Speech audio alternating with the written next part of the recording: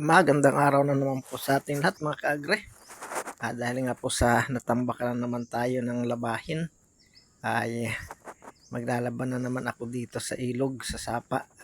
Dahil nga po maganda maglaba dito, sagana sa tubig. Ayan, at narito na pala ako sa sapa na paglalabahan ko. Ayan, napakaganda po ng tubig, malinaw. Dahil nga po sa tag-init na ngayon, umiinit na. Kaya napakaganda na po ng tubig, napakalinaw na, kaya napakaganda po na ditong maglaba. Talagang sure na sure po tayong want to sawa tayo dito sa paglalaba. Ayan, napakaganda. Okay, talagang hindi katulad po doon pag sa gripo ay minsan ay nawawalan ng tulo, kaya napapatigil tayo sa paglalaba. Kaya dito kahit anong oras tayo matapos, okay na okay, dahil nga po sa maraming tubig dito sa sapa at napakalinaw pa.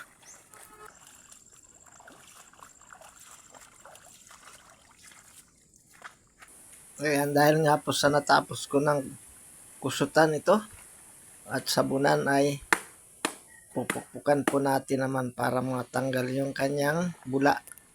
Talagang para malinis na rin po yan. Kayo pa po, gumagamit pa rin po ba kayo ng pampukpok? Ayan, dahil nga po ito ay nakagisnan ko na yung pampukpok. Pag naglalaba po dito sa sapa ay talagang kailangan po nating pangpukpok, panglaba. Kaya ayan, kaya talagang para mawala po yung bula ng sabon niya. Ayan. Yan po yung ating minanap pa sa ating mga ninuno, yung pinupukpukan po yung ating nilalabhan dito sa sapa. Ayan. Talagang nakakawili po ditong maglaba.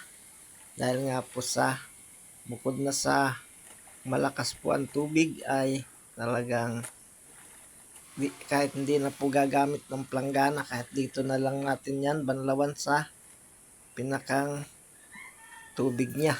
Ayan.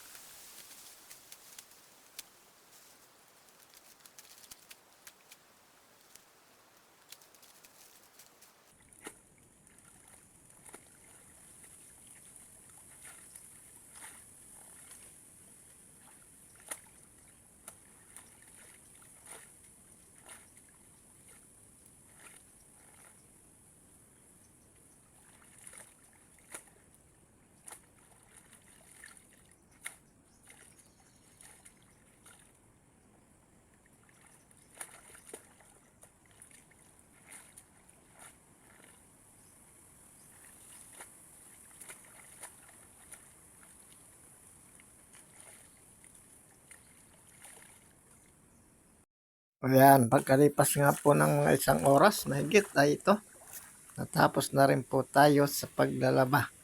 Ayan, isang puno po yan sa plangganang nilabang ko. At uwi na rin dahil tanghali na po. At medyo ginugutom na rin po at makauwi na para makapananghalian. Ayan, hanggang dito na lang muna muli po yung aking munting video.